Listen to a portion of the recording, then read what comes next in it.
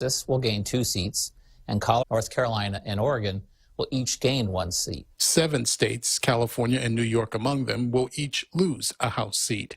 More data will be released later in the year, including numbers on age, sex, ethnicity, and race. Gernal Scott, Fox News. Congressional Republicans have gathered for their annual legislative retreat to develop strategies to take back the majority in Congress.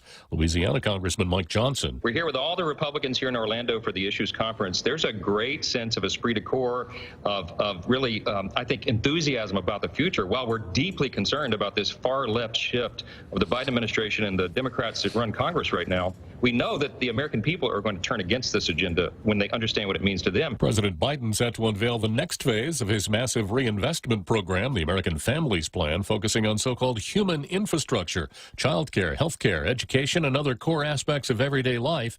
It would be paid for by hiking taxes on very high-income households, those making more than $400,000 a year. The president's first address to Congress isn't really to a joint session. It's an invitation-only event Wednesday, blamed on COVID restrictions. The U.S. has agreed to train members of a Guatemalan task force responsible for protecting the country's borders, hoping to put the brakes on uncontrolled migration. The country will also help Guatemala build shelters for returned migrants and help them transition back to normal life in their home communities. I'm Jack Callahan. This is Fox News. Half a day. Patsy Gogri from Security Title with a real estate tip. A power of attorney can be a useful tool when a buyer or seller cannot be present to sign documents, such as a military member deployed overseas. To mitigate its fraudulent use, your escrow officer will contact the seller to make sure they know their property is being sold. When using a power of attorney, call the professionals at Security Title. We are here to help. All dads should own a Traeger. And this Father's Day, you can win a Traeger smoker grill for your dad and feast on flavorful wood-fire crafted meals. Cooked with a flip of a switch. Cook low and slow or high and fast with digital precision on your Traeger pellet grill. Purchase $35 or more in fuel at 76 Circle K and enter to win. Gas up today and join Circle K's Father's Day package giveaway. A Traeger smoker grill, a canopy, a cooler full of meat, and 2 cases of butter. Bud Light are up for grabs only at Circle K. Conditions apply. Visit 76circlekguam.com. Half a day, this is Congressman Nicholas. If you are a small business, you may be interested in a federal program called the State Small Business Credit Initiative. This program can provide federal funds to match equity investments into your company or help you get lower interest rates at local banks. To find out more on how this program can help your small business, please contact your Guam Congressional Office at 475-6453 or at michael.snicholas@mail.house.gov. This ad was paid for with official funds from the Office of Congressman Michael F.Q. San Nicolas. Tall Tales with Bob Klitzkie is brought to you by Guahan Insurance Services. Sunday brunch at Mezcla Chamorro Fusion Bistro is back. Come and enjoy Mezcla's true taste of Guam. Open for 2 seatings at 10:30 a.m. and 12:30 p.m. $28.95 for adults and $14.95 for kids 5 to 11 years old. Call 479-2652 or 2653 for reservations. Welcome to Tall Tales with Bob Klitzkie, the only show on talk radio where common sense is a lot more common. Phone lines are now open at 888-TALK. That's 888-8255. And now, The Point proudly brings you Tall Tales with Senator Bob Klitzkie. A well-regulated militia being necessary to the security of a free state, the right of the people to keep and bear arms shall not be infringed. So, the beginning of every show, a respectful reading of the Second Amendment, oftentimes followed up by some news dealing with the Second Amendment, guns, or those who are attempting to take them away from you. Today I have something that comes from Amy Howe, who writes about the Supreme Court. And Amy says the court is to take up a major gun rights case. Over a decade after the Second Amendment, over a decade after it ruled that the Second Amendment protects the right to have a handgun in the home for self-defense, the Supreme Court agreed on Monday to decide whether the Constitution also protects the right to carry a gun outside the home. Now, I know that people who have heard me read it say, isn't that what the word bear means? A well-regulated militia being necessary to the security of a free state, the right to keep and bear arms shall not be infringed. Yeah, that would be what a lot of folks would think bear means, to be wandering around carrying a firearm. I've always maintained that the word bear is something that applies only to soldiers and policemen, that civilians don't bear arms, but I think I'm in the small minority on that one. So we're going to find out exactly what that word bear means. The justices' announcement that they will take up a challenge to a New York law that requires anyone who wants to carry a gun in the state to show a good reason for doing so sets the stage for a major ruling on gun rights in the court's 2021-22 term. The law at issue in the case, which is called New York Rifle and Pistol Association versus Corlett, which probably sounds somewhat familiar to you, is similar to gun control measures in other states. To receive an unrestricted license to carry a concealed firearm outside the home, a person must show, quote, proper cause, meaning a special need for self-protection. Two men challenged the law after New York rejected their concealed carry applications, and they were backed by a gun rights advocacy group. The U.S. Court of Appeals for the Second Circuit upheld the law, prompting the challengers to appeal to the Supreme Court. After considering the case at 3 conferences, the justices agreed to weigh in. They instructed the parties to brief a slightly narrower question than the challengers had asked them to decide, limiting the issue to whether the state's denial of individuals' applications to carry a gun outside the home for self-defense violated the Second Amendment. So here's what we're talking about. A lot of states have what are called may-issue statutes. Some of the states have shall-issue statutes. Now, we were a may-issue jurisdiction up until, I think, 3 or 4 years ago. And the difference is this. The way the law used to be on Guam, for concealed carry, not for regular carry, but for concealed carry, you made an application to the chief of police and you told him why you thought it was necessary for you to carry a concealed firearm. And if he agreed, he'd issue the concealed firearms permit. If he disagreed, end of story, no permit. And basically no easily perfected right of appeal. And that's what New York has. If you want to carry a concealed firearm, you got to give us some pretty good proofs. Now, I've never been able to figure that one out myself. Let's say, and I know that a lot of the reasons were, I carry a lot of money. Well, if you carry a lot of money and you don't want people to hold you up, how does carrying a concealed firearm help you? Wouldn't you want to have a 1911 .45 strapped to your waist along with a cartridge belt full of 45 shells? Wouldn't that be more of a deterrent than the possibility that the robber might think, oh, I don't know, this guy might be carrying a concealed weapon? So I could never understand that. Why there would be a necessity for carrying that concealed weapon. And while we're on the subject, you know, the Ninth Circuit en banc very recently ruled that the Second Amendment does not allow a person to bear arms out in public. It was a long case, like 100 pages. I read the whole thing, and the Ninth Circuit said what we have to do here is we got to take Justice Scalia up on his statutory construction rubric, which means that you go back and look what the right to bear arms has historically meant. And the Ninth Circuit came up with instance after instance where carrying a weapon openly was in itself seen to be dangerous because it scared people to see people wandering. Yeah, that's what the Ninth Circuit said. So none of this stuff is very well sorted out.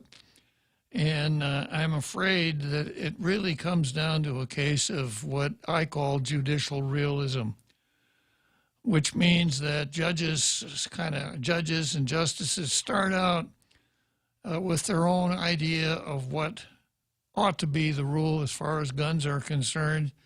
When a case comes before them, they get out the law books and scrape together as much law as they can to describe the result they want to reach, all the while telling you that what they put on paper is how they reached the result.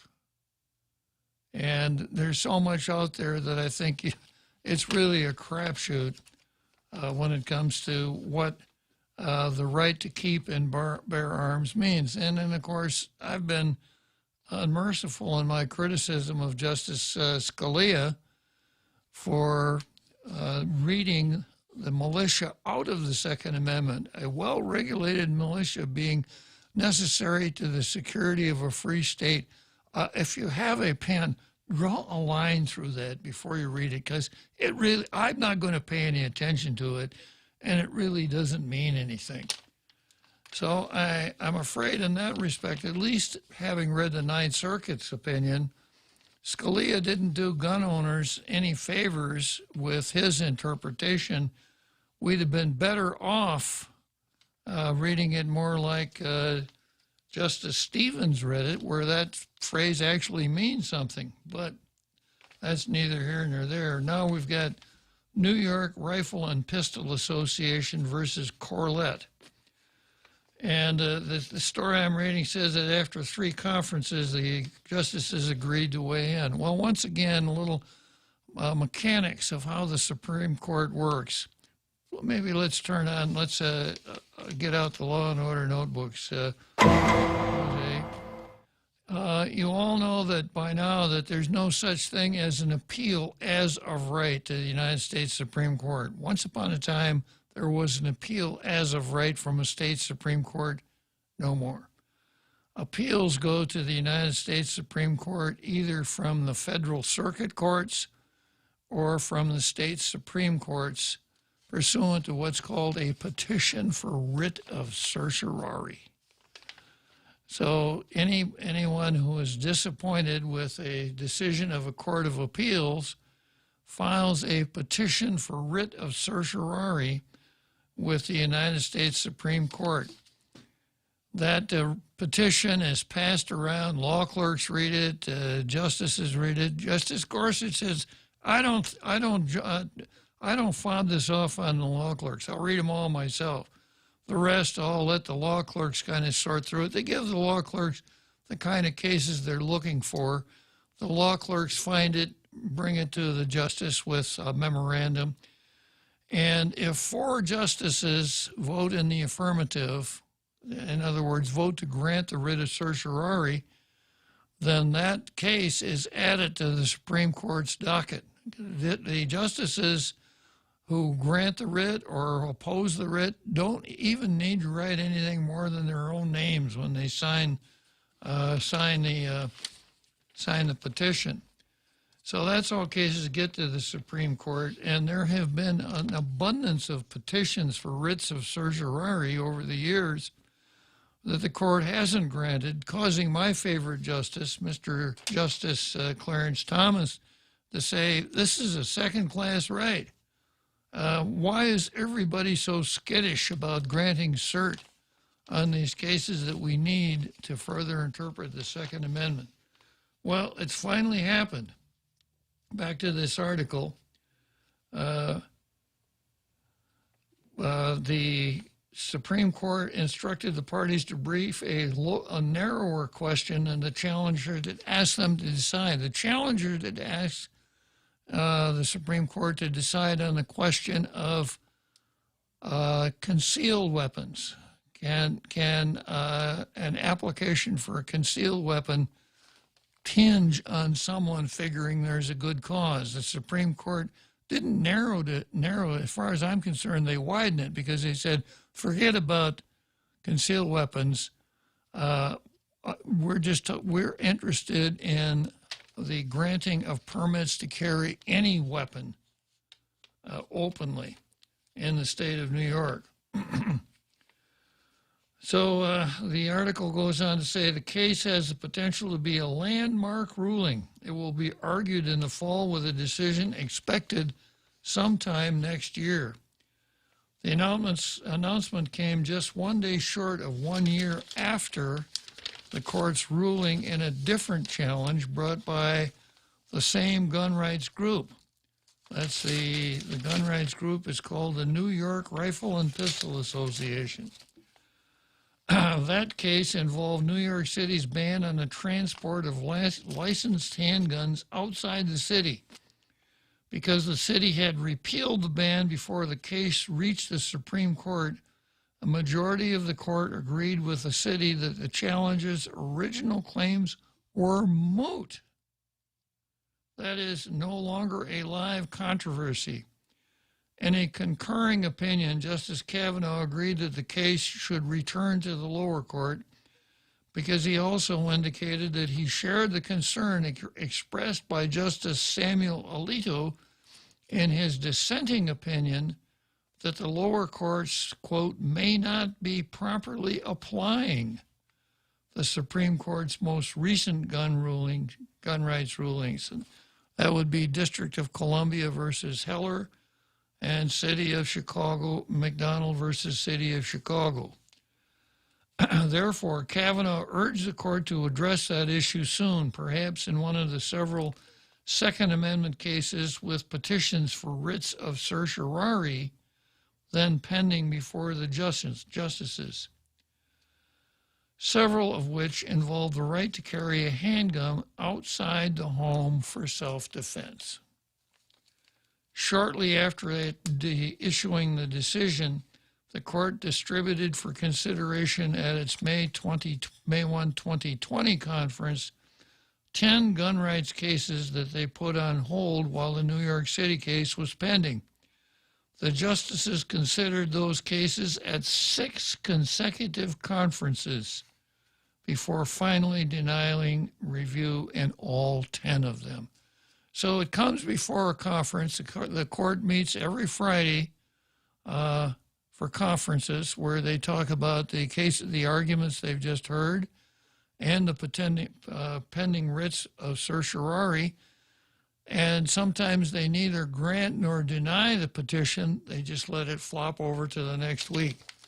And if you read Scottish Blog or some of these publications, when a petition winds up in conference the second time, it's called a relist.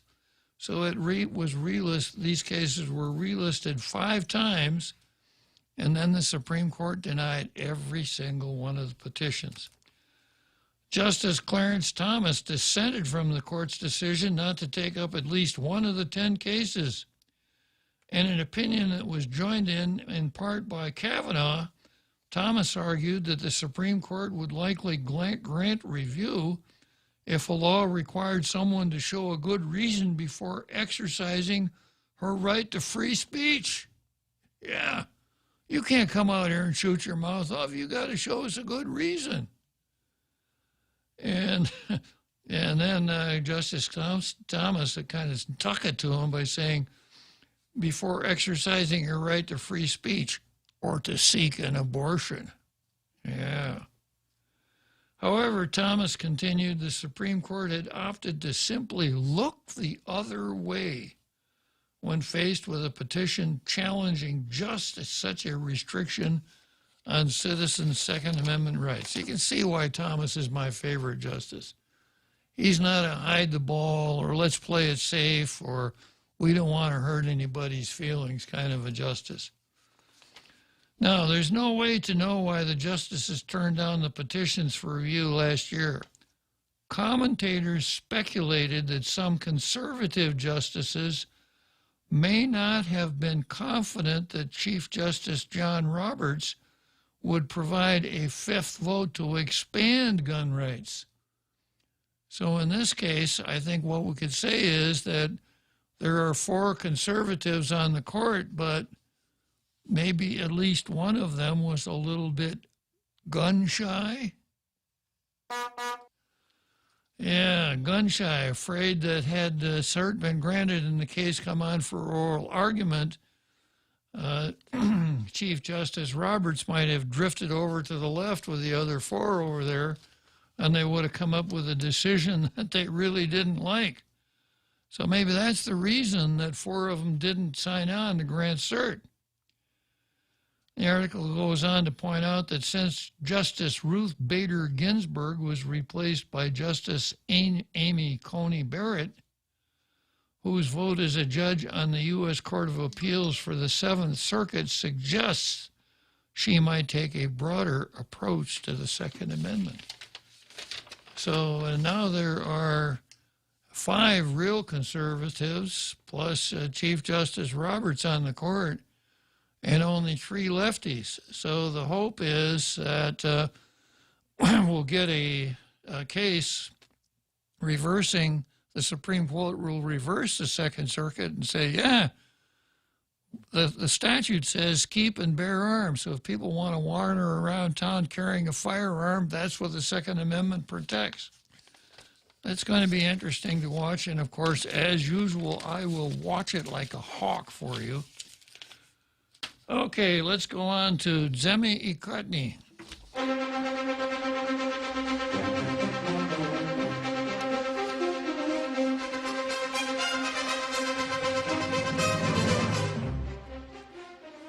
Yeah. I was reading the editorial before the show started, Jose, and this is kind of how I looked. It was pulling me, once again, hard to the left. Invest in Guam. American Rescue Plan money can benefit island in the future. The approach to spending $664 million that Guam is expecting from the American Rescue Plan cannot be short-sighted. The money is best spent on investments that will continue to benefit the island in the future. It cannot be spent on one-offs or expenses meant to pad politicians' re-election efforts. The governor has requested a meeting with the legislature to discuss the spending of the $664 million. It's an opportunity for elected leaders to work together on charting the best use of the money in Guam's recovery. The governor has shared her plans to build a new hospital and a new public health facility. There's no doubt that these are priorities for our community and would be an excellent investment of those funds. The governor should also consider plans for a youth, alcohol, and drug treatment facility in those plans. There is a perfect partner in Sanctuary, Inc., a nonprofit organization that currently provides the only treatment facility of its kind in the region. Sanctuary has been trying to build a facility, but has had block grant applications denied at least the last 2 years. There always is a waiting list for treatment. Now you can see where we're going here. The government has got to solve all the problems, right? Don't let a nonprofit work on it.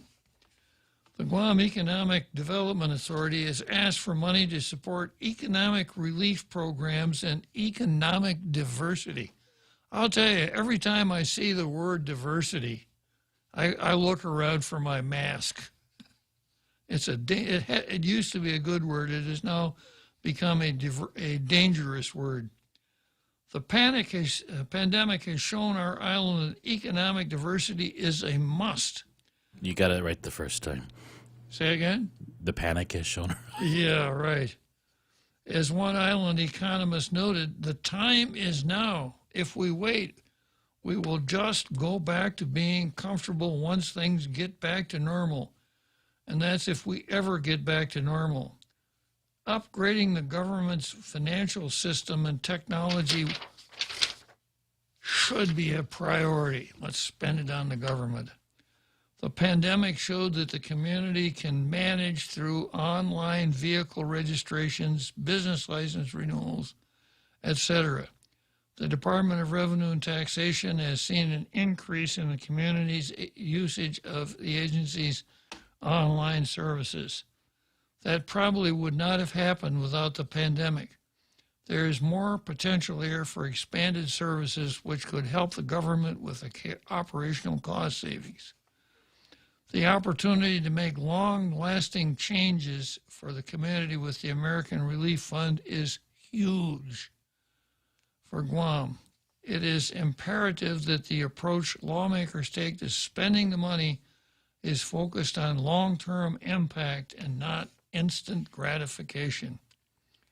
We have seen lawmakers in the past take a windfall and flush it away by giving pay raises, annuities that we cannot afford, shoveling dollars back into operational costs. The island cannot afford for that to happen again. Not bad, not so bad. All right, let's see what the Post is warbling about.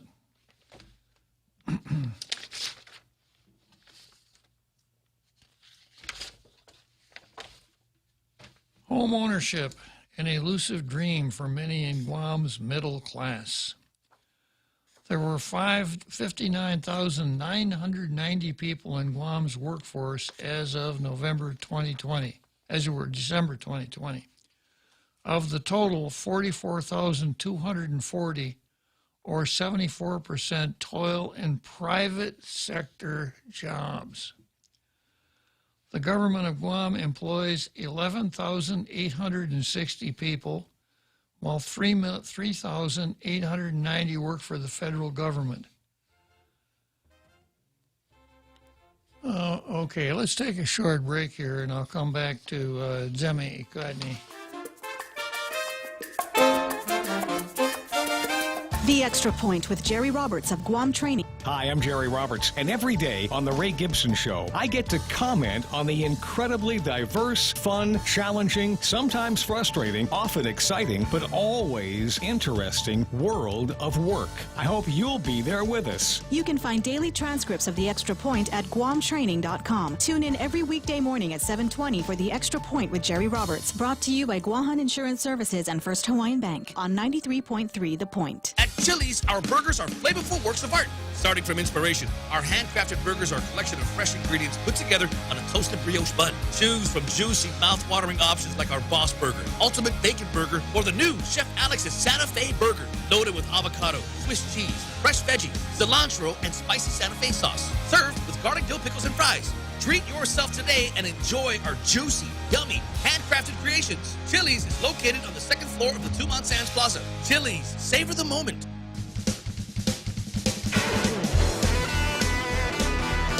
And now, back to Tall Tales with Bob Klitzkie, the one radio show politicians don't want you to listen to. Call now, 888-TALK. That's 888-8255. Okay, well, here are some numbers that I've been harping about for a long, long time. There are about 60,000 people in Guam's workforce, and about 44,000 of them work in the private sector. Only 11,860 work for the government of Guam. Now, I've remarked on this before. It was sometime in the 1980s when when workers in the private sector first outnumbered government of Guam employees. And I said, all you folks out there running for office, if you really want to get elected, here's your voting block. It's in the private sector. And you don't have to tiptoe around anymore, being afraid that you're going to alienate the government of Guam sector, therefore not be able to get elected or reelected. There are a whole lot more people in the private sector than there are in the government sector. And most of the time, their interests are not the same. As you will recall, when the Wuhan virus first hit us, the government shut down. And most government employees were told to stay home and draw full pay. Well, most of you poor stiffs out there in the private sector were told, well, you can stay home and you're not going to get paid. And then you remember the kerfuffle that came about when it appeared that those who actually went to work, who worked for the government of Guam, were not going to get double pay. You'd have thought that this was like taking bottles away from little babies or something like that. And 3 senators tripped over themselves to get legislation on the books to make sure that those government workers got double pay. So coming back again, 60,000 people in the workforce, about 44,000 work for the in the private sector, or when they're working, they work in the private sector. 11,860 work for the government of Guam. For every 4 jobs on Guam, there are 3 in the private sector. Private sector employees, though, they are the majority of workforce, are the least paid. On average, the weekly pay of a private sector employee on Guam is $547. GovGuam's average weekly pay, which GovGuam says includes managerial positions, and that's the reason why it's higher, is $1,134 a week. It's just about twice as much. Paychecks in GovGuam are nearly double compared to the private sector's average weekly pay. This striking disparity was shown in Guam employment statistics released last month. But in light of recent statistics showing the rising cost of owning a home, a Guam home, the American dream of home ownership for many Guam families whose incomes come from private sector remains elusive, further out of reach today than nearly a decade ago. The latest data released last week by Cornerstone Valuation, Inc., a Guam firm that tracks local real estate buying and selling, show the median price of a standalone or detached Guam home has increased 12% to $375,000 in a short time, from 2020 to the first quarter of 2021. 5 years ago, in 2017, the median price of a detached house was $240,000. In 2013, let's see, 2013, that's just 8 years ago, and even $200,000. Many households that have 1 or 2 average wage income earners from the private sector will not be able to buy their first house at this time if they are looking around the $375,000 median price. A 30-year mortgage on a $375,000 house can boil down to roughly $1,600 in monthly mortgage and insurance. If the interest rate they can qualify for is around 3%, and rates are really low right now. To qualify for a home loan, even 2 private sector workers earning the average weekly pay in one household would only be able to come up with about $1,300 for their mortgage based on a general rule that monthly payment on one's home loan cannot exceed 28% of the monthly income.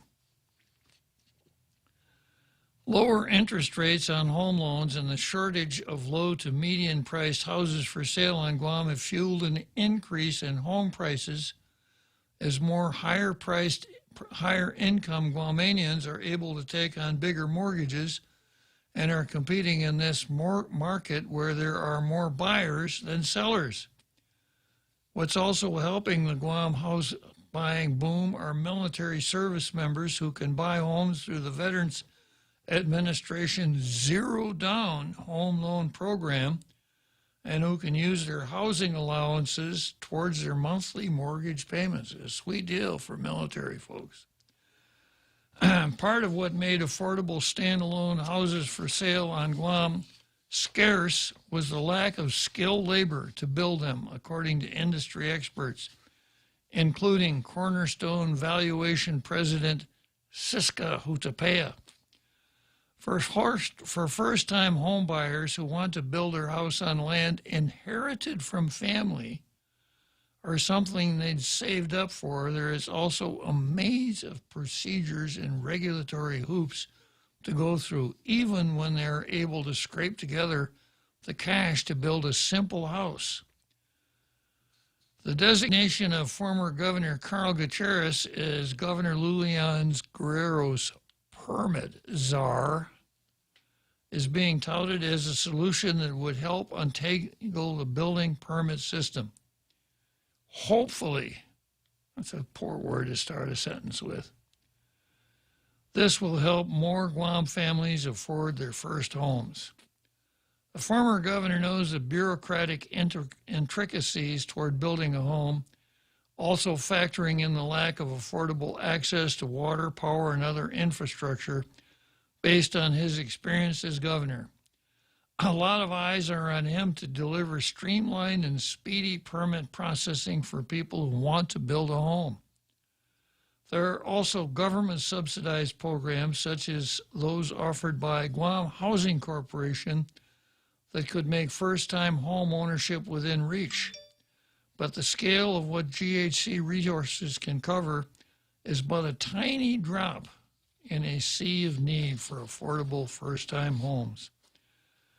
The legislature, no, bad mistake here, Post. We're doing so well. Yeah. The legislature might also want to work with builders, real estate professionals, and market experts if there are ways to fine-tune Guam rules and law so the home ownership gap between higher income earners and low to average wage income families will narrow. As an example, lawmakers can look at storm insurance coverage for an all-concrete house on Guam. If a home is made of concrete from floor to roof to walls and the windows and doors have storm shutters, would it still make sense to require homeowners to pay for costly storm insurance? The water and power agencies could also look into how they can improve on initiatives that help support and encourage affordable home ownership. It's beginning to sound pretty socialistic. I think the water and power agencies should concentrate on providing power and water, at a rate that fits within regulatory guidance and is, without defining the term, reasonable. The editorial punchline says these examples have not even scratched the surface of Guam's housing dilemma for the working middle class. There should always be a way to sort all this out. Talking about it more will help open paths for solutions that are actionable. Well, I have a suggestion, and that is let's increase real wages on Guam. Real wages mean not an easy thing to define, but if your hourly pay goes up 10% and all the prices of the things you buy go up 10%, you have not had an increase in real wages. And the only way real wages increase is when there's an increase in production. We have two ways right now to look at the increase in production. The recovery of our tourist industry, and I have foreseen that this will never happen. It will never get back to 1.6 million tourists coming into Guam in a year. That there will be some hotels that will be boarded up and probably razzed because they're no longer economical. The other way that we can increase production is by helping the military complete Camp Bloss, because when that happens, people will get jobs working in and around Camp Bloss, and there will be an influx of capital. So we're not going to be able to discover gold on the island or an oil well or something like that to increase the flow of capital into the island. The only way we can do it is when capital comes in from the outside. And capital has come in from the outside in two ways, through our tourist industry and through military spending. Well, as we all know, the tourist industry is flat on its butt right now.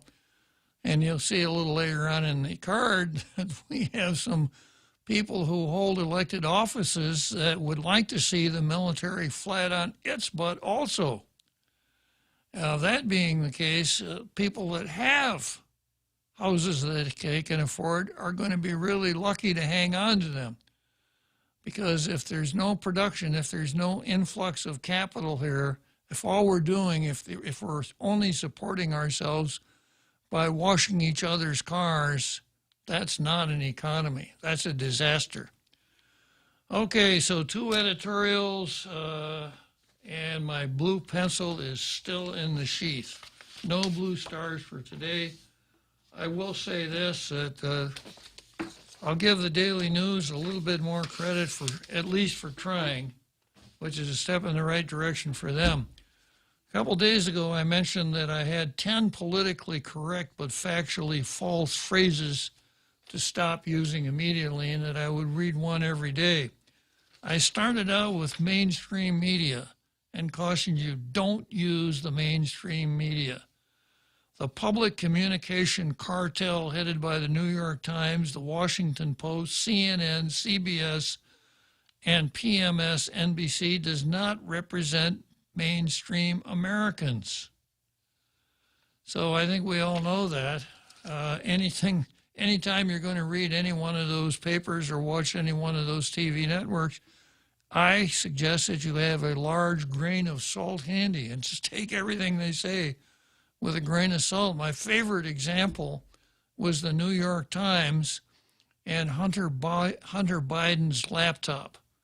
The New York Post, a reputable newspaper, the oldest newspaper in America, broke the story about Hunter Biden's laptop and all of the images and messages and things that were contained on it. The New York Times didn't do anything with that story for 5 days. 5 days later, they came out and criticized the New York Post for running the story. And that's what some people call the mainstream media. It's not mainstream by any stretch of the imagination. Second word on the list, gender. Don't say gender when you mean sex. And I'm going to give you a true or Fauci test right now. What was that? A true or Fauci test. We used to talk in terms of true or false, but that was then, this is now. So here it is, true or Fauci. There are only 2 sexes in the human race. True or Fauci, Jose? I say true. All right. Number 2 on the list. Don't say gender when you mean sex. Words have gender. People are one sex or another. For Latin and in many other languages that have grown out of it, gender is a linguistic term indicating which word endings a term should possess. Gender is either feminine, masculine, or neuter. The phrase la boulangerie, for example, is French for the bakery, and its gender is feminine. Yeah. You know, take an example from Spanish, adopted into Chamorro, barca, ship. Well, why would, and A is masculine, O is, as it were, A is feminine, O is masculine. Well, why would a ship be feminine? Well, ships bear things, don't they? Just like women used to before we came along with abortion. So gender is either feminine, masculine, or neuter. Male and female, on the other hand, refer to sex. Sex is a biological category that reflects a person's physical characteristics and reproductive systems, and also manifests in certain broad behavioral differences that distinguish men and women. It's a thing everybody knows, but the left would punish you for saying something like this. It's like another thing was created just so they could be offended. Exactly. So, so it's sex and it's not gender. And if I were writing this, I would say sex reflects a person's characteristics and reproductive systems and also manifests in certain broad behavioral differences that distinguish men and women. Addition. And no matter how much you pretend, that's the end of the story. And that's exactly where we are now. There are tremendous social pressures that are designed to pressure you into pretending that there are more than one sex, or pretending that someone who's born with male plumbing, if he, but I can't say he, someone who's born with male plumbing, but if they really want to be female, they can, and we're all supposed to go along with a joke and pretend that they are female. I notice we have a new candidate throwing her chapeau into the ring for governor of California. Yeah, he used to be Bruce Jenner, and he used to be somebody I thought was kind of cool. Good athlete, you know. Yeah, but now he's Caitlyn Jenner, and he wants to run for governor of California. It's almost tempting for me to move to California for the next election just so I could vote against that charlatan. But, okay, next on the list here, number 3, sex reassignment surgery. And I'll cover that tomorrow. Okay, that brings us up to the card. And I got to take a short break here.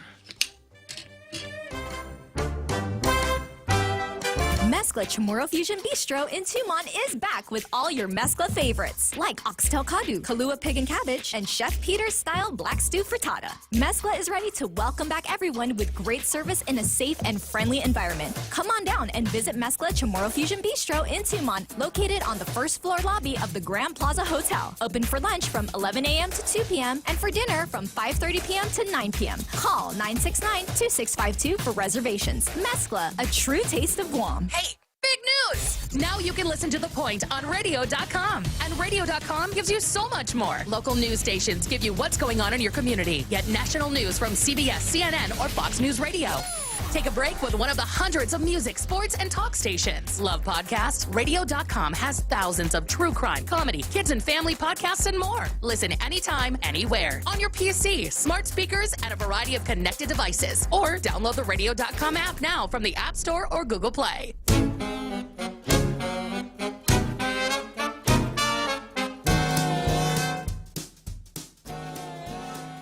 Okay, so here we are for the card. And I notice I've got a phone call here from Paul from Boston. And here's how it works, Paul from Boston. I have a card. Conversations on the air are generally limited to subjects on the card. We don't serve as, Tall Tales does not serve as a soapbox for people to preen their own personal virtues or identities.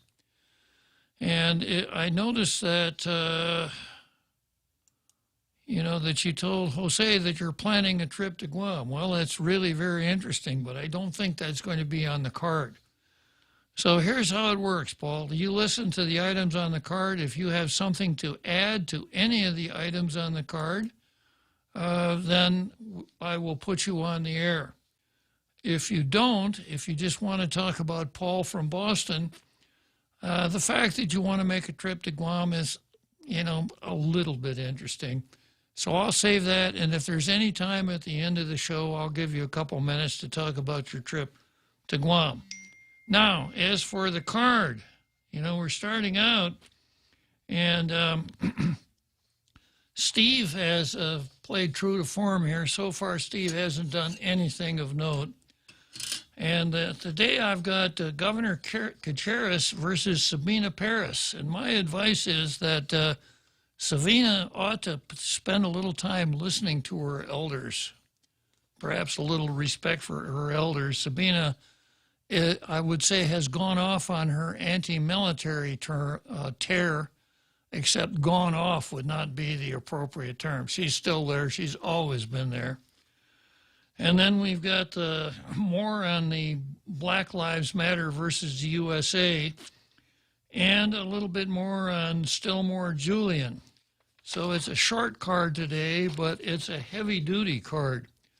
So let's start out with Carl Gutierrez versus Sabina Paris. By the way, I Googled Sabina and found that she's a long-term member of an organization called,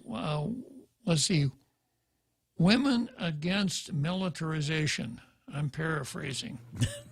Yeah. That's close. Yeah. And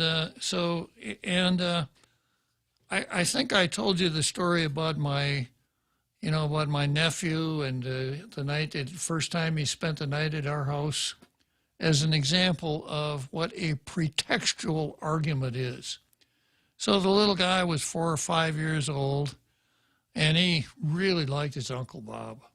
In fact, if I asked him, what do you want to do when you grow up, boy? He said, I want to be just like you, Uncle Bob. Good call, good call. Can I spend the night at your house, Uncle Bob? Sure, you can. So we brought him up to our house, and we were watching TV and laughing and joking and had a good time. And then I said, okay, young man, time for you to hit the sack and go to bed.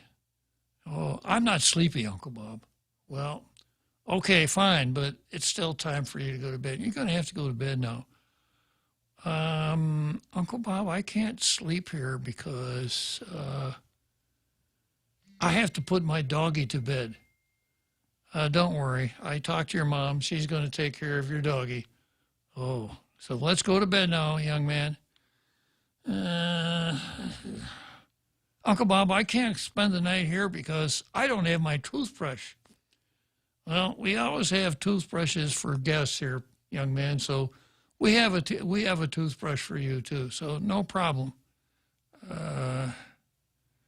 Okay, Uncle Bob. We went through 3 or 4 more of those, and I finally said, come on, boy, you're a big boy now. It's time to go to bed. And he said, Uncle Bob, I'm not a big boy. I'm just a little boy, and I miss my mommy. That is an example of a pretextual argument. You'll see others as we get farther into the card. So there was a story that ran on KOAM that sort of frames the issue. It ran on last night's KOAM, a resolution to commemorate World Water Day drew lengthy debate during legislative session today. Now, who could be against World Water Day? Let me see if I can get it here. Yeah, the title, Relative to Reaffirming Our Human Right to Safe Drinking and Clean Water, an observation of World Water Day 2021, and recognizing the importance of protecting our northern Guam waterlands and precious resources and ensuring the health of our people. Now, when I see the phrase human rights, it's right in there with diversity, inclusion, and equity. Human rights are not the kind of rights that you find in our Bill of Rights, which are negative rights. The Bill of Rights tells you things that the government can't do to you. It protects you from the government. Human rights are things that the government is supposed to do for you. Well, if the government is supposed to do things for you, the first question that pops into my head, having the basic distrust for government that I do, is if we do that, who's going to pay for it? So is water a human right? If so, then what is the responsibility? What is my responsibility? What is the responsibility of our government? Our government, with the Guam Water Authority, Guam Water Works, supplies water to almost every dwelling on the island. You get out in the boonies and you'll find some people out there that are not because they're survivalists, but because they have to or living off the grid and have to go someplace like Best Water and Ice and buy their water in those great big plastic jugs. But the Guam Water Authority provides water to us as I think it's a municipal service. The reason that people group together in cities, etc., is to provide for economies of scale. It's a whole lot easier for people living in a city to develop a source of water, wells, storage, purification, etc., than it would be for every person to do it himself. It's the old division of labor specialization thing. I don't think I have to call that a human right. I don't think that if the water were out at my house in the northern part of Guam, I don't think that I would have to get on a plane and fly to New York and go to the United Nations and start pounding the table about my human rights being violated. I would call the waterworks or maybe the plumber, depending on what the cause of no water is, and that would do it. Okay, so we're going to take a big halftime break here. Please refresh yourself. Get a glass of ice water from the tap or Best Water and Ice or wherever you get your ice water.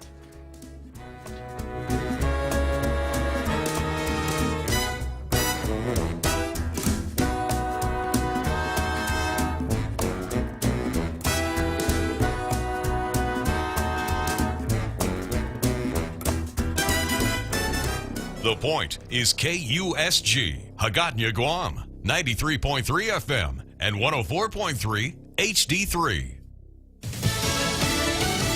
Is there an unmasking ahead? I'm Jack Callahan, Fox News. White House coronavirus advisor Dr. Anthony Fauci says soon. We're going to be seeing some guidelines that are going to be coming out from the CDC about the wearing of masks in vaccinated versus unvaccinated individuals. Fox's Jill Nato reports. Nothing's finalized yet, but that guidance is expected to ease recommendations about Americans wearing masks outdoors. Currently, the CDC recommends masks be worn in all public settings. Those revised guidelines could come as early as today. The CDC says 37% of the people in the U.S. are now fully vaccinated. But according to CDC data shared with the New York Times, more than 5 million Americans have skipped their second dose of the vaccine, some fearing side effects from it. A Fox News poll finds 20% of American voters have no plans to be vaccinated. There are now just under 331.5 million of us in the U.S., but the first data from last year's census says the country's population growth has slowed dramatically. A 7.4% increase, the second slowest ever. The census is used for determining how many congressional seats and electoral college votes each state receives. Florida, North Carolina, Montana, Colorado, and Oregon will each pick up one seat. Texas gets 2.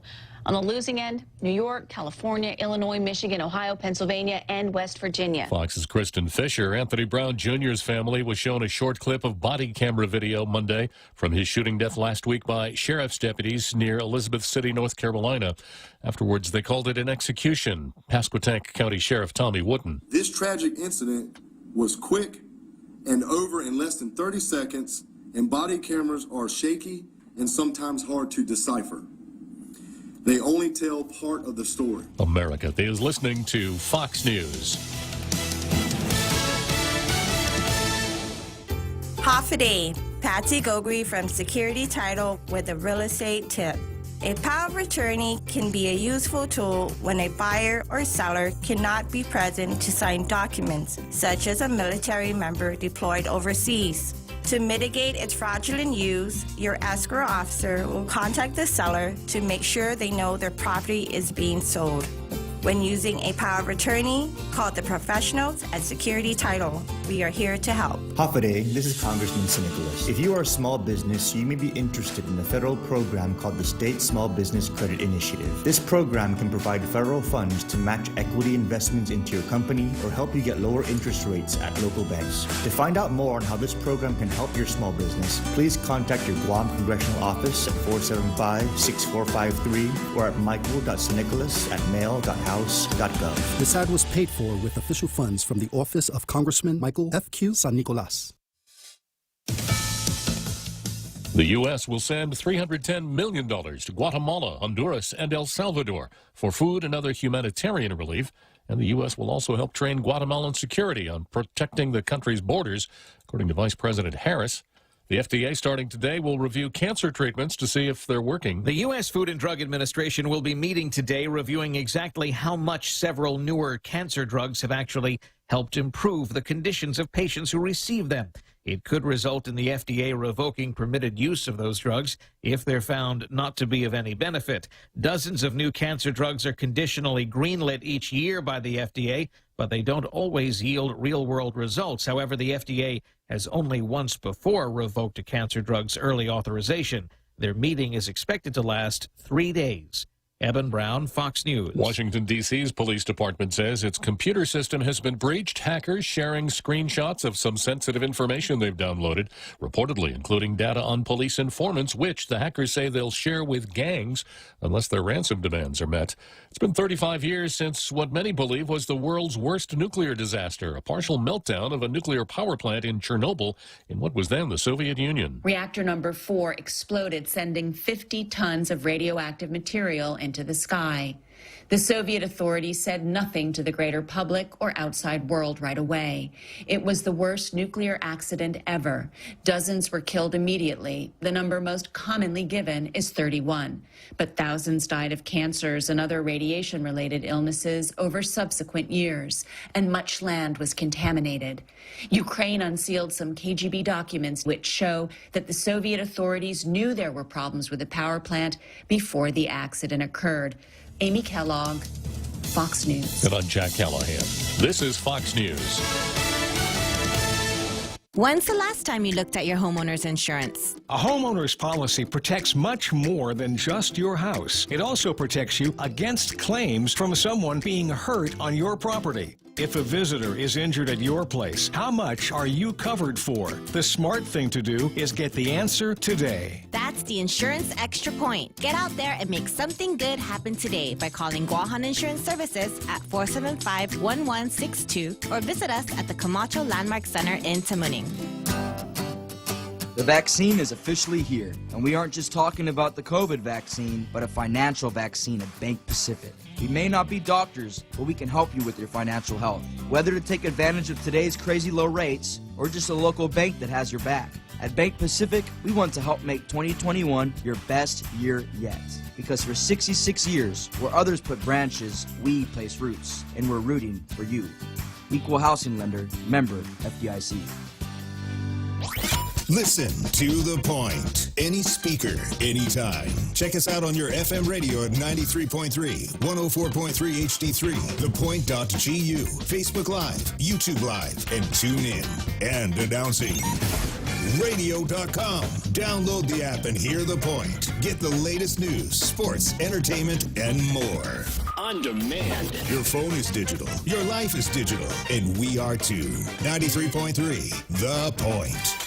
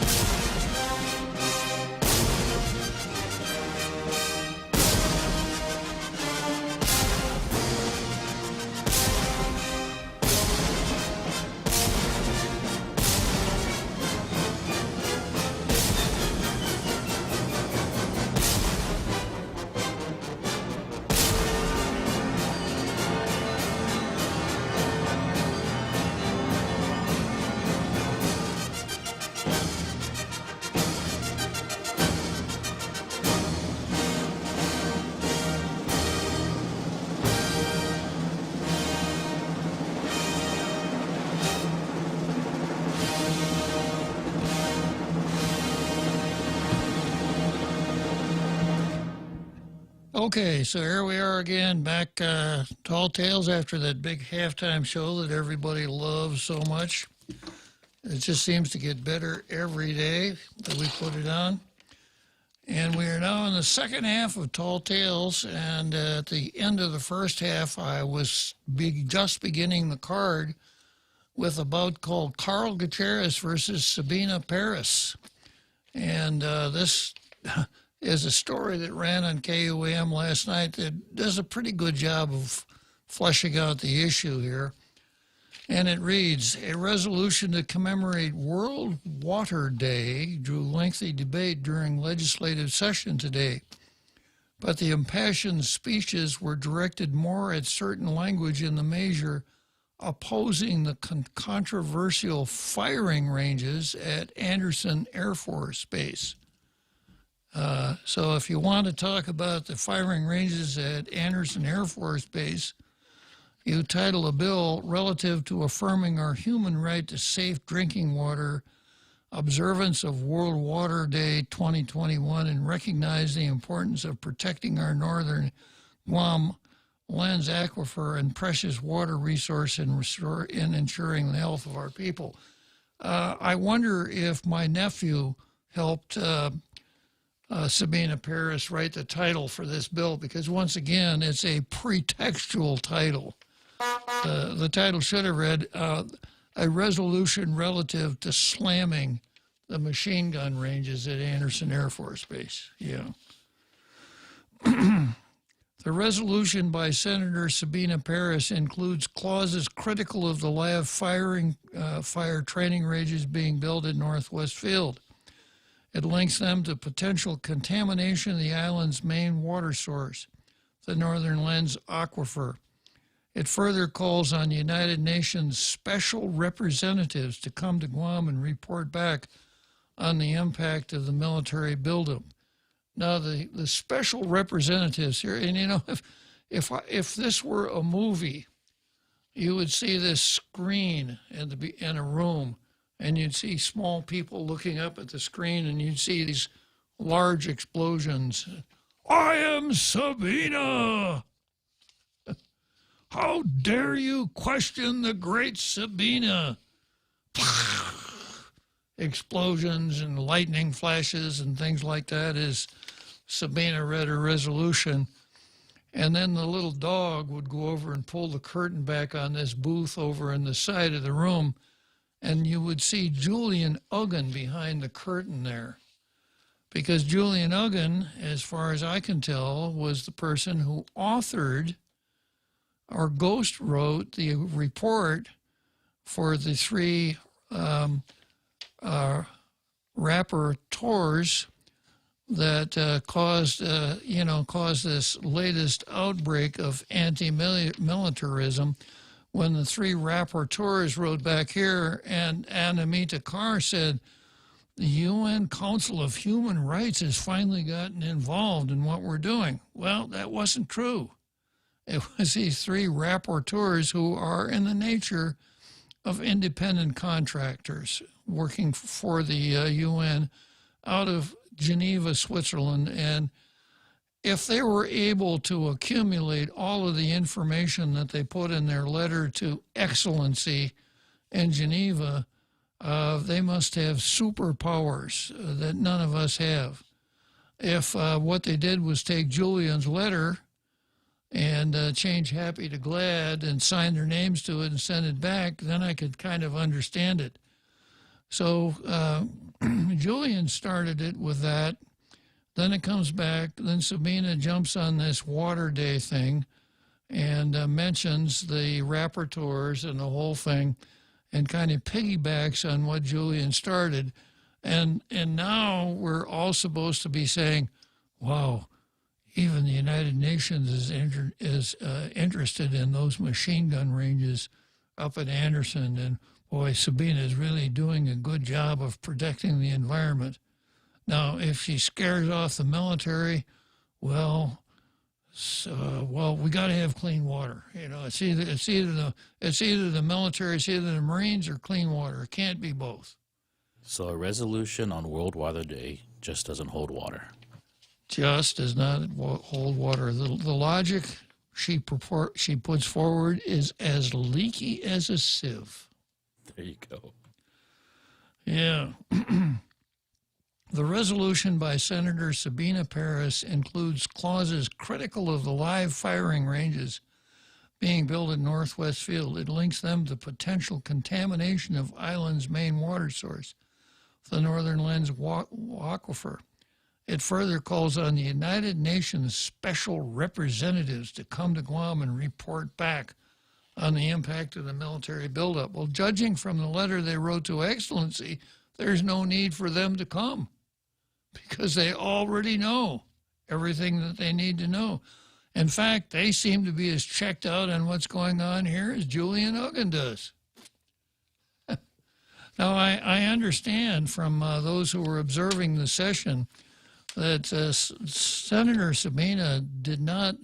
Paris did not introduce this resolution with the eye towards mitigating any of these disasters that she lays out in her resolution. She's kind of takes a page from the systemic racism folks, the critical race theory that there is no, you can't fix it. You just got to junk it and start over. And that would seem to be the Sabina Paris approach, that these things can't be fixed. We've just got to stop the firing ranges at Anderson. Well, if no firing ranges, that means no Camp Blas, because the Marines can't come here if they don't have firing ranges. So if she's somehow able to deep six the firing ranges, especially the machine gun range, that would mean that would be quite a tall order, but that would mean this whole thing would be gone. Perhaps the greatest opportunity that we've had since Al Israel invented Japanese tourism on the island. Supporters applauded the insertion of the highly charged language, while detractors said the issues raised belong in a separate, standalone resolution. But then it wouldn't be pretextual, would it? Then you wouldn't be able to slide it along. You know, military, I don't have any feelings one way or about the other. It's the water. I'm only concerned about water. And if we have to sacrifice our military buildup for water, it's nothing. It's nothing. Got nothing to do with the military. It's the water. It sounds like a commercial for Olympia beer, if you remember Olympia beer. It's the water.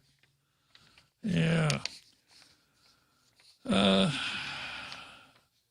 We've been at this for many terms. Our people know the details of this project.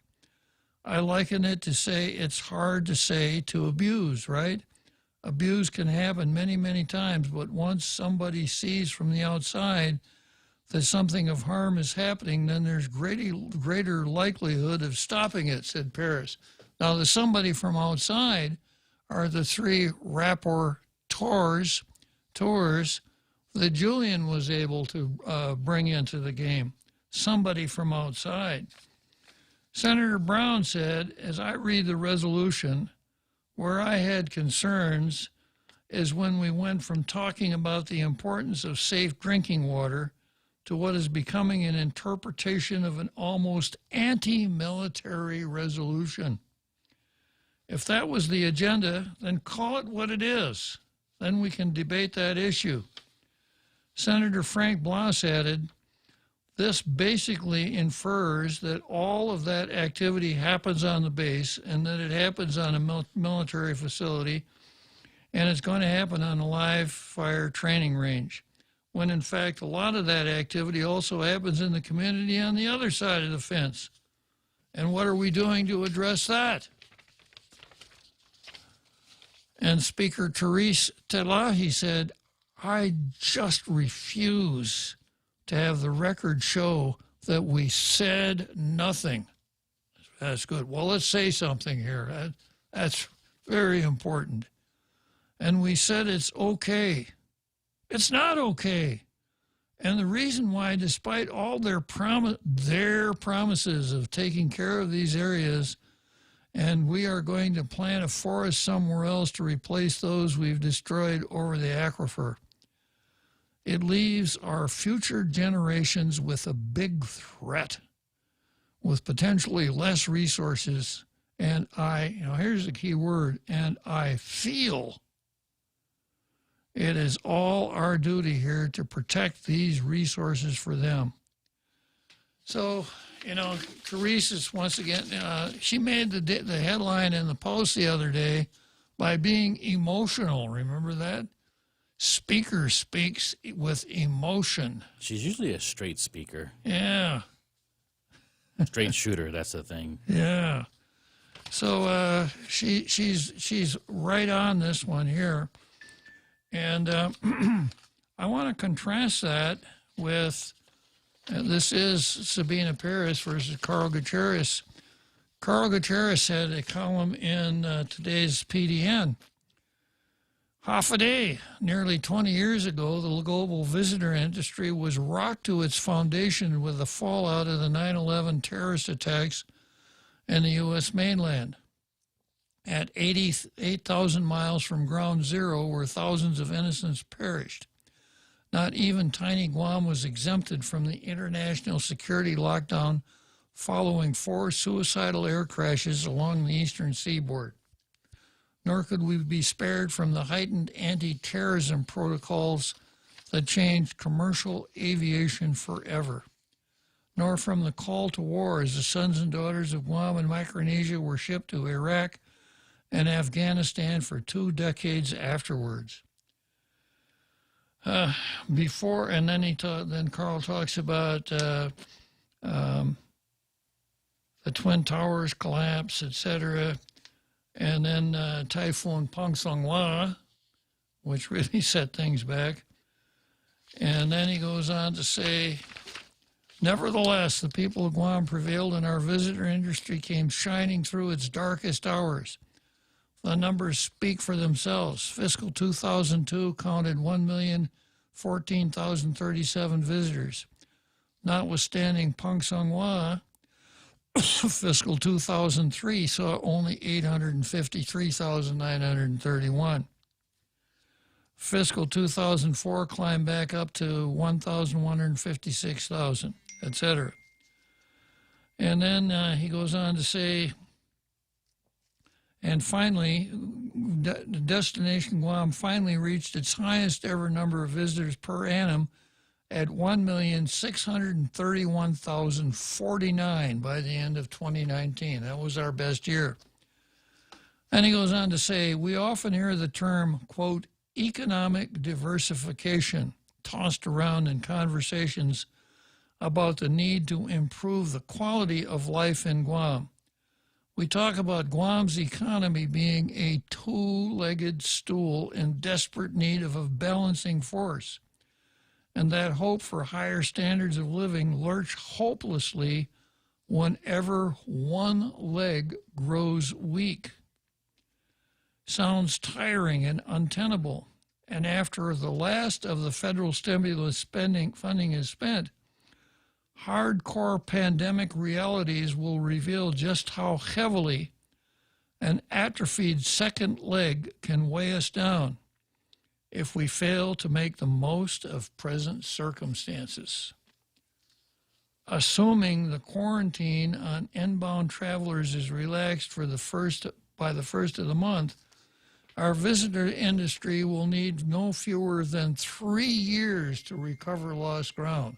I think that's really optimistic.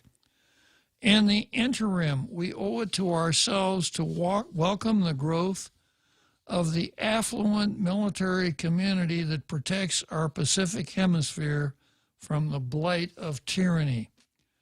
When a two-legged stool is all we've got and the chips are down on tour and travel, we must leverage the momentous multi-billion-dollar armed forces buildup for subcontracting, employment, service, and sales opportunities while Guam lays the groundwork for viable third leg industries. I'm going to read that paragraph again.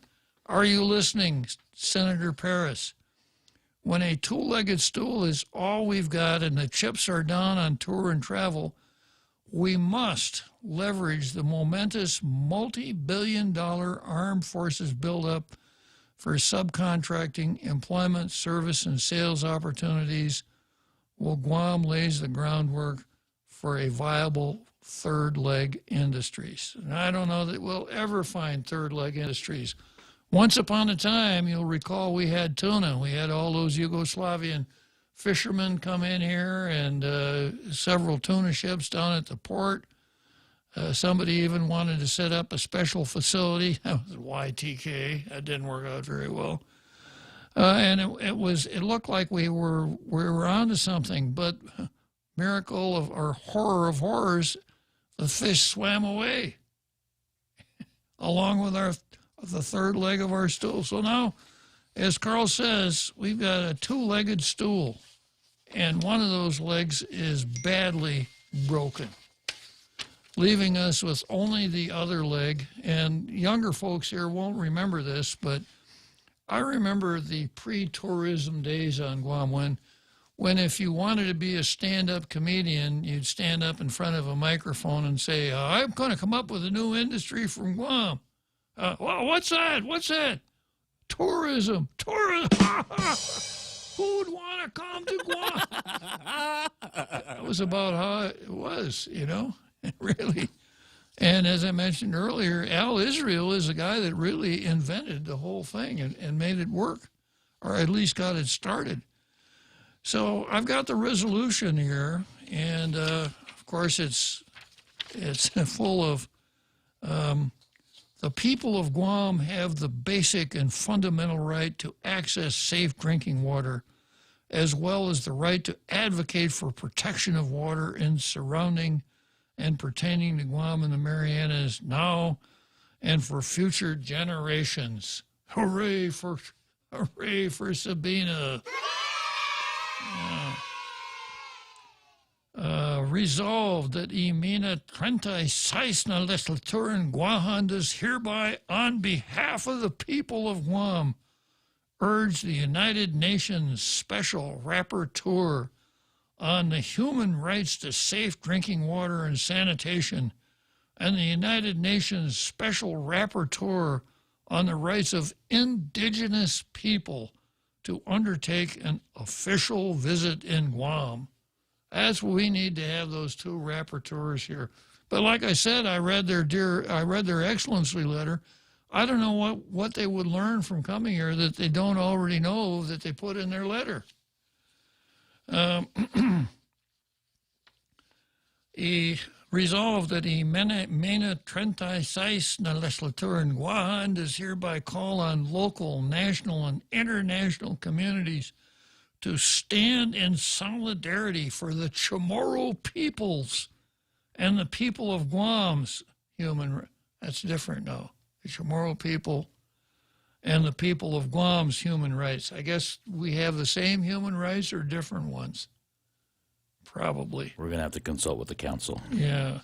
To safe drinking water and sanitation to prevent the contamination of the northern Guam lens aquifer from the live fire training range, etc.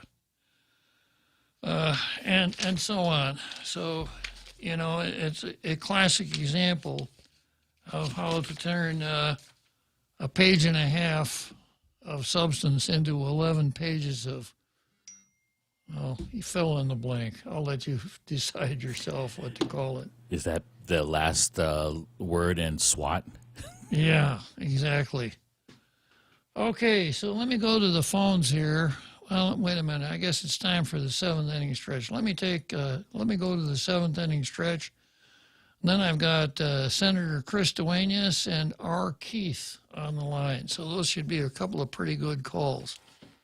The Extra Point with Jerry Roberts of Guam Training. Hi, I'm Jerry Roberts, and every day on The Ray Gibson Show, I get to comment on the incredibly diverse, fun, challenging, sometimes frustrating, often exciting, but always interesting world of work. I hope you'll be there with us. You can find daily transcripts of The Extra Point at guamtraining.com. Tune in every weekday morning at 7:20 for The Extra Point with Jerry Roberts. Brought to you by Guahan Insurance Services and First Hawaiian Bank on 93.3 The Point.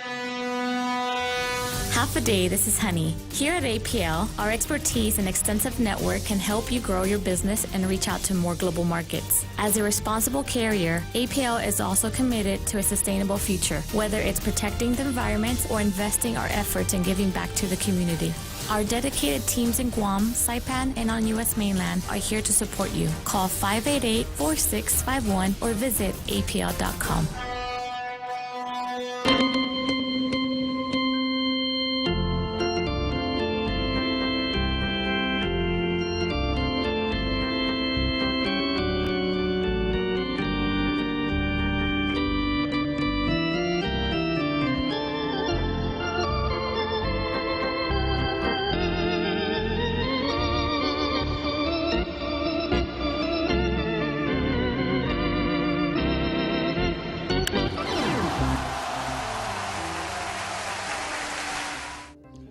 Well, here we are, Wrigley Field, Chicago.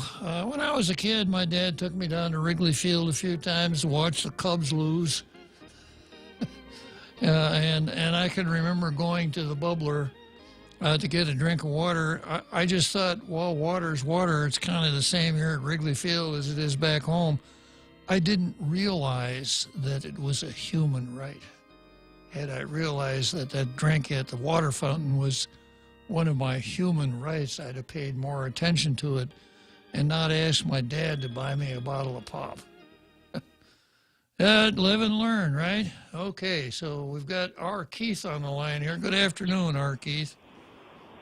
Good afternoon. As you correctly identified, this is really nothing more than a watermelon. Green on the outside, but essentially red and pink on the inside. It has very little to do with the environment other than to be used as a foil to further an agenda. This has been pretty common. Rush Limbaugh, may he rest in peace, pointed this out years ago, how the more reactionary of the environmental movement was really not about the environment. I mean, the old expression of the issue isn't the issue, it's the agenda. And that's precisely what we have here. I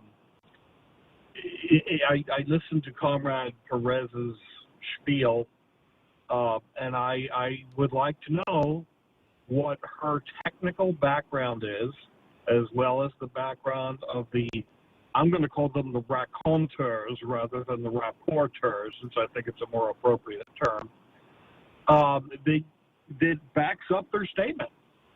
I would like to know, and I think that the people are entitled to know, where they get their information from, or if they themselves are scientific professionals, and what's their data to support this arm-waving position that they've taken. Because from all I can tell, it's just not there. Yeah, I hear what you're saying. And in fact, I'd even love to have an opportunity to discuss one-on-one on your show the idea of where the range and how the range could contaminate the aquifer. I think that would be quite an entertaining opportunity for all involved.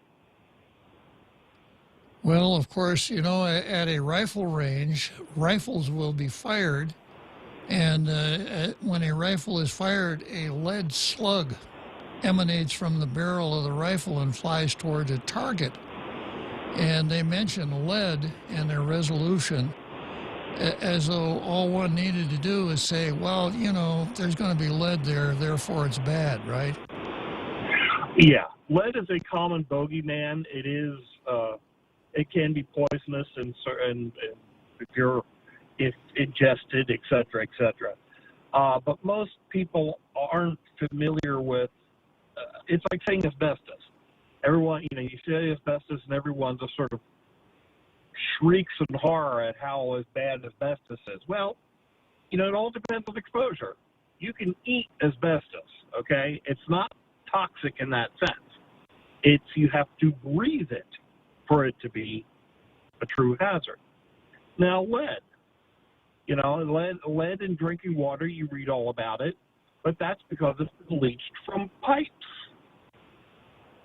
not from a rifle range. There's a lot of science that goes into this, and I can promise you that Comrade Perez does not have the background to support her premise. And I would love to see the CVs of the three raconteurs to see what gives them the technical fortitude to be able to make the claims that they are. Simply put, it's not going to happen. But anyway, yeah, I think it's just posturing. It's an as identified by some of the GOP senators. It's simply an anti-military posture. They're using the environment as simply as a foil. Any and every tool they can. So that's my 2 cents. Well, if I could sum up kind of the interesting part of your 2 cents, it's a watermelon. Or she's a watermelon, green on the outside with all of the environmental wacko-ness, but red on the inside, and that's why you refer to her as Comrade Paris. So the environmental extremists, once again, are examples of the issue isn't really the issue. The issue is the revolution, or the issue is the agenda. And that's what I see when I look at this resolution here, and when I measure it against her entire career as a senator. Any way that she could bash the military would work for her. Yeah. So, I'm tempted to contact her directly and challenge her to a one-on-one debate on the subject. I think that would be amusing. Well, if she's game, I can offer you a forum that will reach the entire world, right here on Tall Tales.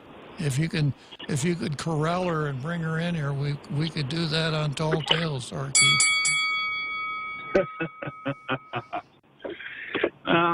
Would be interesting. I doubt you take me up on it.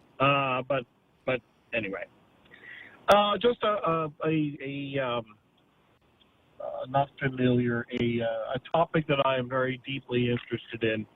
So I just thought I'd call in, and thank you for receiving my call. Yeah, your calls are always very interesting and worthwhile. Thanks again, R. Keith. Okay, so that's R. Keith. Comrade Paris is a watermelon. She may be green on the outside, but she's red on the inside. Good afternoon, Senator Duenas. Half a day, Your Honor, Honorable Marine, Senator Bob Klitzkie, and my favorite talk show host. How are you today? It couldn't be better. Chris, yourself? Great. You did an excellent job in breaking down the resolution. So I'm just going to make a couple of 50 points. I followed your career, and not only did you introduce great legislation that was proper statutory construction. So what I'm about to say might be familiar to you. There are times when bills are introduced and re-referred to the author because the title doesn't match the body of the bill or resolution. Have you ever seen that happen? Absolutely, yeah. In fact, in New Mexico, that would be a violation of the state constitution. Just shows you how important it is that the title reflect the contents of the body. Well, I made a move to put this bill back, or this resolution back in committee for that, amongst many reasons. It starts out with that title, but really what the bullseye is anti-military buildup. And Senator Joanne Brown, Senator Frank Blas Jr., and myself, that's what we rose to speak about. And I don't have to go into all the examples. We already know of the environmental horrors that we have plagued upon ourselves. Just even this case in Supreme Court of the United States right now, when we approach the issue of the military's contribution to the ORDOT dump, we never say that it was the full weight of a consent decree on top of our head to force us to finally build a landfill, a proper landfill. And I mentioned that on the floor. There are so many other instances, Gil Baza, Gil Breeze, Chamorro Land Trust property just completely littered with burned out cars, televisions, washing machines, household trash. I can take you in my truck on a field trip around the island, and we all know what that's going to mean. But that is nowhere to be found within this resolution. There is no comprehensive nature to which this resolution was heard and or brought to the floor. Every testimony that I received via email, my review of the public hearing, it's one of the few that I missed. I regret it. Because if you even look at all the public hearings that have been held, you will see a Republican majority in almost every single one of those hearings. And that's another reason. One of the other senators kind of chastised me on the floor about that. And my retort to it was, that's why I'm asking it for it to go back to committee, because I want to see another roundtable, another public hearing, because I want to be there and have the people of Guam hear what this resolution is really about. But in closing, Senator, my key issue is that, as I said and it was quoted in the newspaper, PDN today, call it what it is. If you and all of the testimony from most of the activist groups, in fact, they've gone to some social media to attack me, which is fine, I'm used to it. But if you really, really want to just shut down the military buildup, because the author never disputed in her closing any of the issues that were brought up by myself, Senator Brown, and Senator Block. And even her own members who on the floor tried to say, no, this is just about water. How come you are against clean water? But she never in her closing or her opening or her comments on the bill with amendments ever backed away from the fact that the purpose of this resolution is to say that the firing range and the buildup cannot coexist alongside fresh, clean water. Therefore, it cannot happen. That is what this resolution calls for, Bob. Yeah, well, and there you go, and it's kind of like what my sense was, that it's either clean water or it's the range, but they cannot coexist. And if there can't be a range, then there can't be a Camp Blas, correct? That's exactly right, and that is perfectly up for debate if the authors of this resolution would just bear out their true intentions. But to put it under the guise, just as much as my good friend, the speaker, noted, I also can't let it go by without calling this resolution for what it is, because when it's used down the road, if it passes, by activist groups and others to say, see, the legislature said we can't do this, then how do you go back and back yourself up without saying this is exactly what it is? Chris, I will be voting no, without question. But I wanted to make sure, and I know that you appreciate this about those who run for office and stand on that floor, which is a special place to be. Stand up and be counted.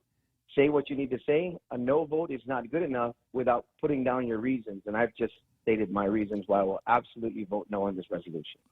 I understand, Chris, and good that you did. Chris, I'm going to cause you to reflect back to the time of Judy Wonpat and the closed-door meeting with a couple of senators. I think you were in on that meeting. You remember that? I was. And you remember what the result of that almost was?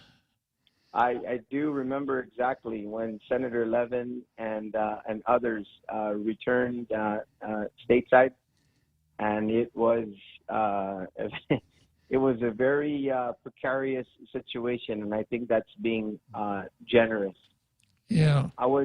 I tell you, with the United States government, particularly during that time, because that was Build-Up 1, the United States government sent out the highest level, the undersecretary, to our island.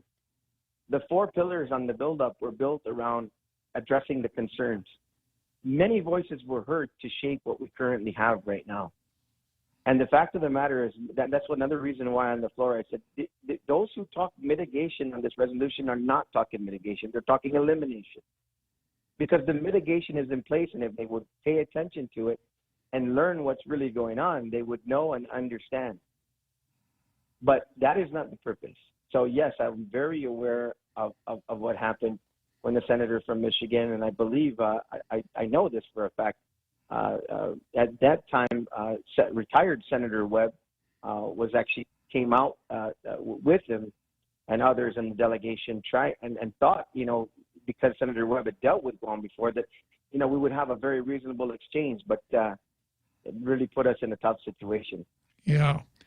So if we're looking at this from the standpoint of what could benefit the people, it's pretty clear that the Department of Defense wants to locate the Marines at Camp Blas, and they're well into it.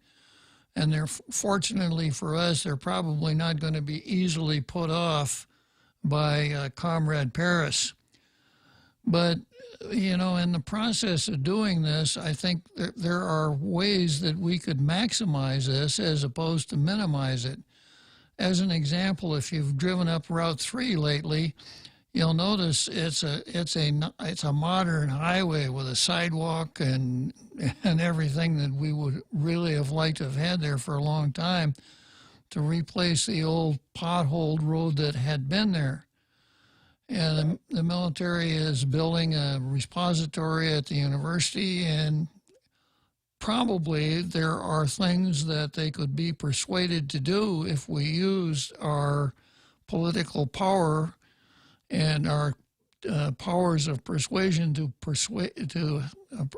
talk them into doing things along with us and for us, as opposed to kind of standing down in the middle of the legislature and giving them the verbal finger, which is what we're doing with this resolution. It sounds like they need to have a powwow with Governor Gutierrez, because I think that's exactly what he mentioned in his article. Yep.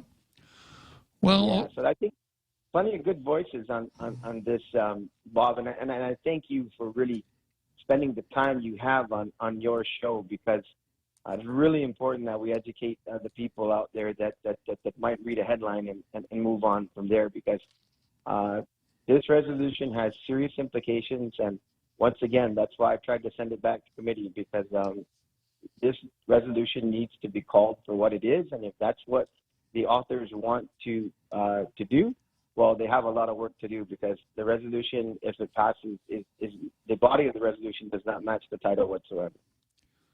Well, I'm glad you're down there fighting the battles for the people, Chris, and I'm glad that you call this show from time to time. So thanks once again. Thanks a lot, Bob. Can't wait to listen to the remainder of the show, and once again, thanks for the opportunity. Okay. So Chris Duenas sat down at the card table, and a card flew across the table to him, and there was a picture on the card. It was something that had sort of a point and a staff, and someone said, "Chris, what's that card you're holding in your hand?" And Chris said, "It's a spade." I'm going to call a spade, just like Keith called Comrade Paris a watermelon. So, and that's what we need. We need to call things by their right name and call them out, and not be caught up in the pretextual arguments that, as an example, Comrade Paris will come forward with in her anti-military zeal to see if she can deep six Camp Blas. This is like, and I know it's not exactly it, but it reminds me of filibustering, where they keep bringing up the same stuff over and over and over. Yeah. All due respect to Senator Terlahi, there's plenty on the record already. We've had plenty of these kind of criticisms and talks on the record, and that's from the EIP, right, and all the hearings. Yeah, and we go through this elaborate process. Like they're kind of like, poor us, no one will pay any attention to us. And there's this elaborate process of the of the environmental impact statement that has great public participation, the record of decision, on and on and on and on. Okay, so let's head for Churchill Downs, and when I get to Churchill Downs, I'll see how far it is to Boston from Churchill Downs.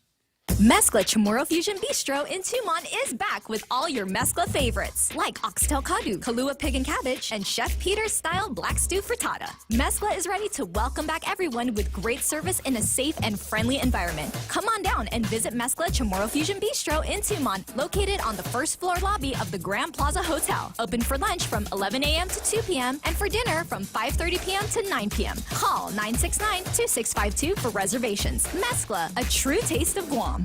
Half a day. Patsy Gogri from Security Title with a real estate tip. A power of attorney can be a useful tool when a buyer or seller cannot be present to sign documents, such as a military member deployed overseas. To mitigate its fraudulent use, your escrow officer will contact the seller to make sure they know their property is being sold. When using a power of attorney, call the professionals at Security Title. We are here to help.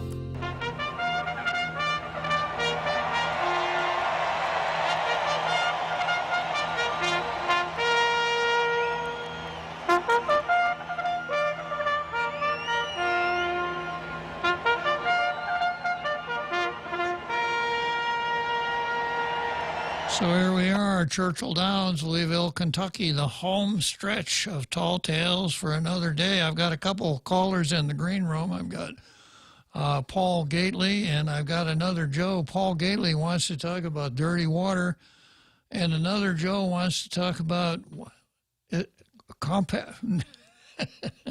no, another Joe wants to talk about abortion. Surprise, surprise. So they're off the card. I've pretty well finished up the card. I've got a few minutes here, so I will engage Paul Gately so long as he behaves himself. If he doesn't, he knows how it works. And another Joe who always behaves himself. Yeah. So go ahead, Paul. Bob, I promise to behave. Trust me.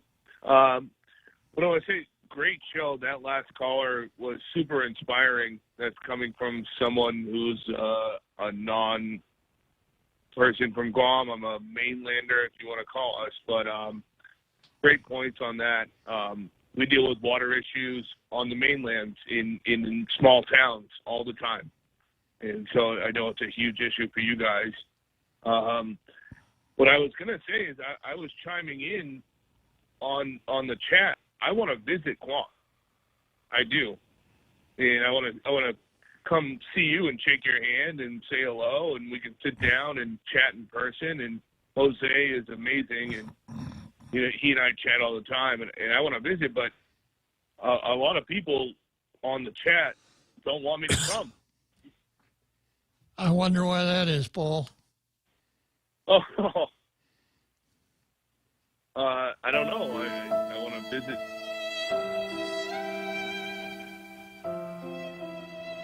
I don't know.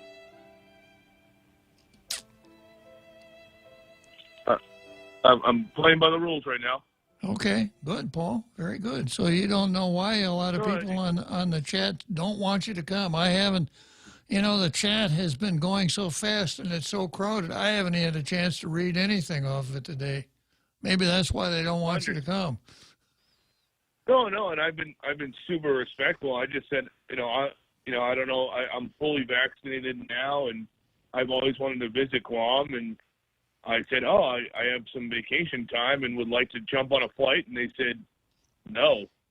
Some of the people said, not with your beliefs and not with your values, and I said, you don't really know me. I'm a nice person, so. Just real quick, Paul. Like to help out, Hey, Paul, listen up. There's almost 170,000 people here on Guam. We love our tall tailors here, but you can't be sensitive about what's been said on the chat, because that's just the tip of the iceberg when you come to Guam.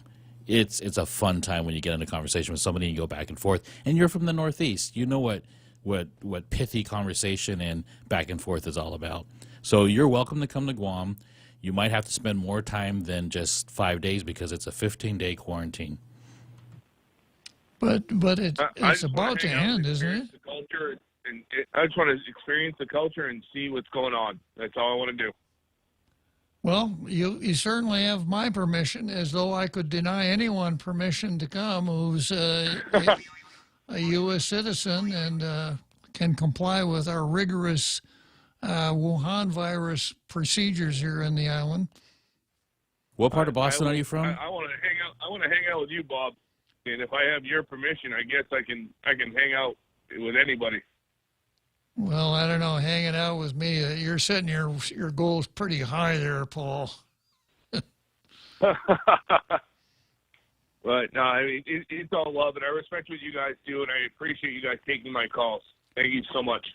Okay, nice talking to you again, Paul. Thanks for calling. All right, so that's Paul from Boston.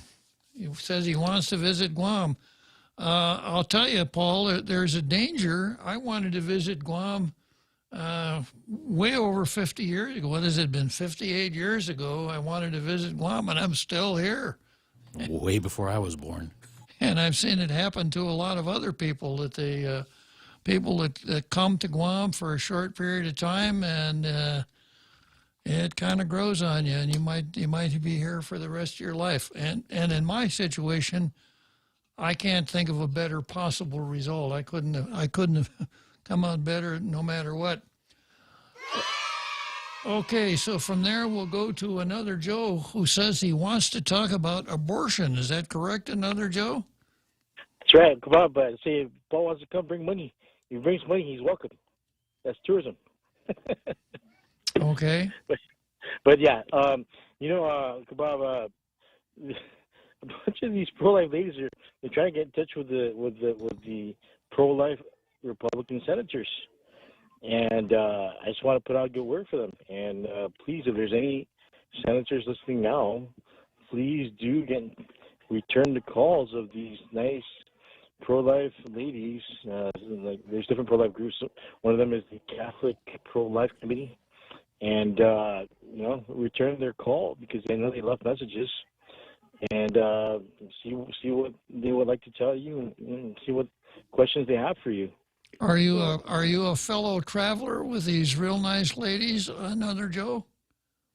I'm a novice in Kebab.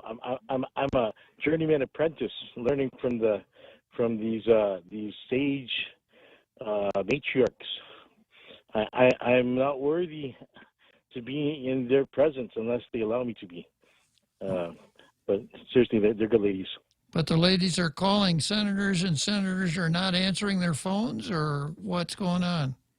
The word is that they're not getting a return phone call. Senators are busy people, busy in the legislature, and so it's understandable. It's usual for them to be busy, but I'm presuming that their staffers do get the message to their senators, and so I've been told that they've emailed and left plenty of messages. So I can kind of go back to my own experience as a senator, another Joe, and that is that I very seldom return calls that were taken initially by staffers. You want to know why? Because I took the calls myself. Oh. And if any senator is listening, let me give you some free advice here. Don't screen your calls. You call, hello, I'd like to speak with Senator McClukenbach. May I know who's calling? May I tell him who's calling? Well, how about if I tell him who's calling? Could you tell me what this is about? Well, yeah, it's about the restoration of the Holy Roman Empire. And my name is Charlemagne. Can I talk to him? Well, I'll see if he's in. Oh, I'm sorry, sir, he's not in. Your Excellency is on the phone. Yeah, exactly. So, when I was a senator, I used to answer the phone myself. And if I weren't in the office, someone else answered the phone. They'd write me a little note. And I would call those, whoever it was, I would call back the same day. I never let the sun set on an unreturned call. And it just makes your life so much easier if you are a senator, if you do that, rather than trying to put yourself up in such a position where, well, you can't talk to me, you got to talk to my staffer who really doesn't know what's going on anyhow. So you might pass that along to any senator who will talk to you on the phone, another Joe. Yep, and hopefully these ladies are calling you your show, the pro-life lady organization. Well, I of course, we have a policy here. We like to entertain everyone who has something to say. It's a good idea if they can chime in on the card, but abortion is on the card an awful lot, and if it isn't, I can figure out some way to take anyone who has a good stance on abortion to call. So pass that along to your cohorts, another Joe. Thanks for your time, Uncle. I appreciate it. Take care. Always good talking to you, another Joe. Okay, so another Joe on the subject of abortion and senators and phone calls. Now, I just don't understand how senators can be so tone deaf as to not make good use of the telephone. You know, if you want to be reelected, here's something that weighs into the reelection business. People would rather vote for someone they don't like than someone that they don't know. And if you're out campaigning, what you try to do is you try to make a connection with as many people as you can in as short a time as possible. So if you chat somebody up on the phone, even if you wind up not being able to do anything for them, they're going to remember that. That's the kind of connection they remember. So Democrats, don't take any of those calls. Republicans, take them all.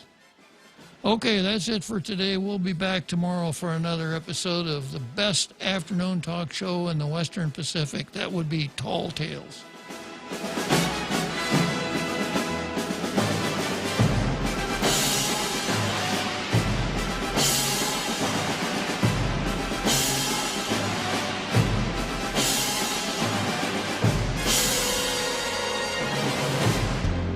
The Point is KUSG, Hagåtña, Guam, 93.3 FM and 104.3 HD3. HD3. The family says it was an execution. I'm Jack Callahan, Fox News. Last week's shooting death of Anthony Brown Jr. by sheriff's deputies in North Carolina who were trying to serve a drug warrant. The family was shown a part of the body camera video yesterday. One of their attorneys, Cheryl Lassiter, telling reporters Brown was not threatening officers. Andrew had his hands on his steering wheel. He was not reaching for anything. He wasn't touching anything. He wasn't throwing anything around. He had his hands firmly on the steering wheel. They run up to his vehicle shooting. Protesters in Elizabeth City taking to the streets again last night demanding the complete video be released.